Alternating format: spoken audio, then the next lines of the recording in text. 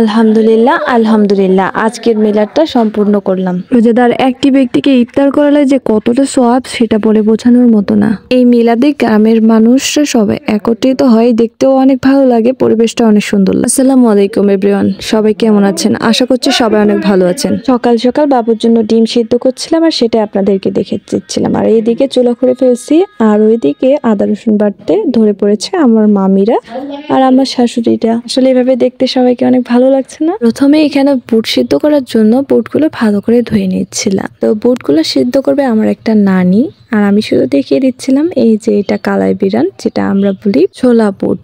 আর এদিকে বড় বড় কড়াই, তার উপরে এই যে এদিকে আলুগুলো সিদ্ধ করে নেওয়ার জন্য এখানে এখন দিয়ে দিচ্ছি, বড় একটা পাতিলে দিয়ে দিচ্ছি।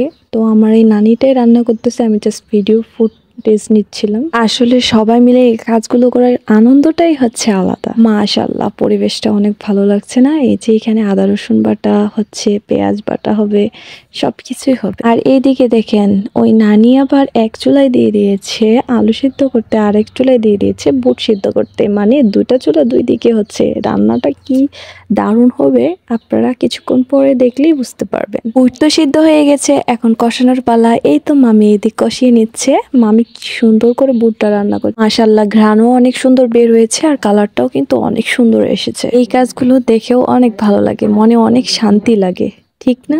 এইদিকে আমার একটা বড় ভাইয়া রান্না করতেছে কি সুন্দর করে। এটাকে আমরা লাবড়া বলি, আপনারা কে কি বলেন অবশ্যই জানাবেন। এটা হচ্ছে বুটের ডাল, এটা না হলে চলেই না। ইফতারের পর ভাতের আয়োজনে ছিল এই বুটের ডাল আর মুরগির মাংস, তার সাথে সালাদ, এগুলোই ছিল। কিছু মিলে আলহামদুলিল্লাহ। এইবার এগুলো দিয়ে করলাম, এগুলো দিয়ে মাশাআল্লাহ নেক্সট টাইমের জন্য এর থেকেও বড় কিছু করতে পারি। সবাই দোয়া করবেন আমাদের জন্য। এই দোয়া পাঠটা শুধু আমার গ্রামের বা এলাকার মানুষ না, আপনারা যেহেতু আমার একটা পরিবার সেহেতু আপনাদেরকেও শেয়ার করলাম। আপনারাও সবাই দোয়া করে দিবেন আমাদের ফ্যামিলির জন্য। কি লাবড়া তো হয়ে গেছে, এখন মুরগি রান্না করবে। ওই পাশে আমার ননদ আবার রান্না করতেছে দেশি মুরগি। আর এদিকে বড় ভাইয়া, আমরা এখানে 15 কেজি মুরগির মাংস নিয়েছিলাম। তো এই মুরগির মাংসটা এখন আমরা ভালো করে পেঁয়াজগুলো ভেজে নিচ্ছি। যদিও কড়াইটা একটু ছোট হয়ে গেছে, যার জন্য মাংসটা শুধু নাড়া খুবই কষ্ট হয়ে যাচ্ছিল। আর একটু বড় হলে ভালো হতো।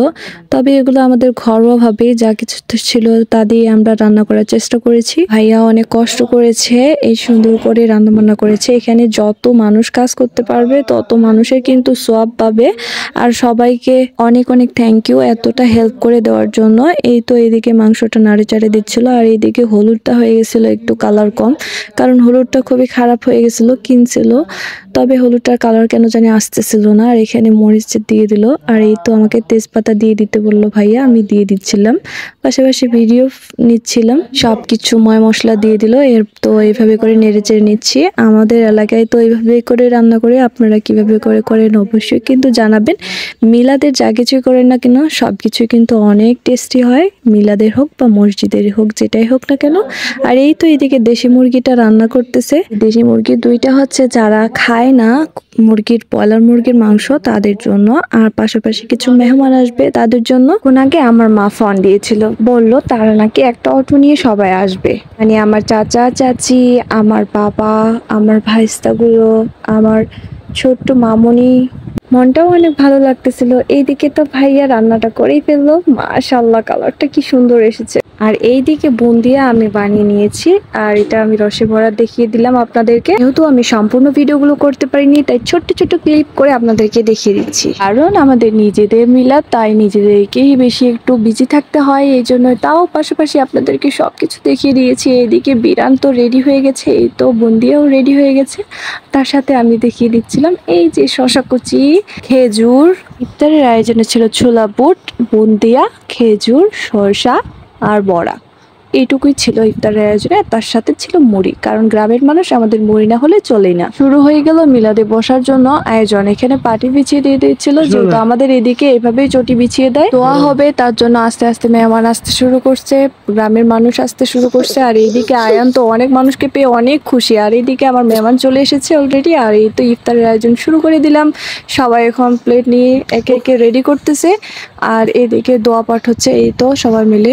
আরো অনেকজন এসেছে পরে এই তো সম্পূর্ণ প্লেটগুলো সাজিয়ে নিয়েছি, এখন একে একে দিতে যাবে। তো আজকের এই ইফতার আয়োজনের ভিডিওটা আপনাদের কাছে কিরকম লাগলো অবশ্যই সবাই কমেন্ট করে জানাবেন, আর আমাদের জন্য সবাই দোয়া করবেন। যে সত্যি অনেক ভাগ্যবান মনে হয় যেহেতু এই রমজান পেয়েছি, সামনের বার যেন অবশ্যই পাই। সবাই আমাদের জন্য দোয়া করবেন। সবাই ভালো থাকবেন, সুস্থ থাকবেন। আল্লাহ।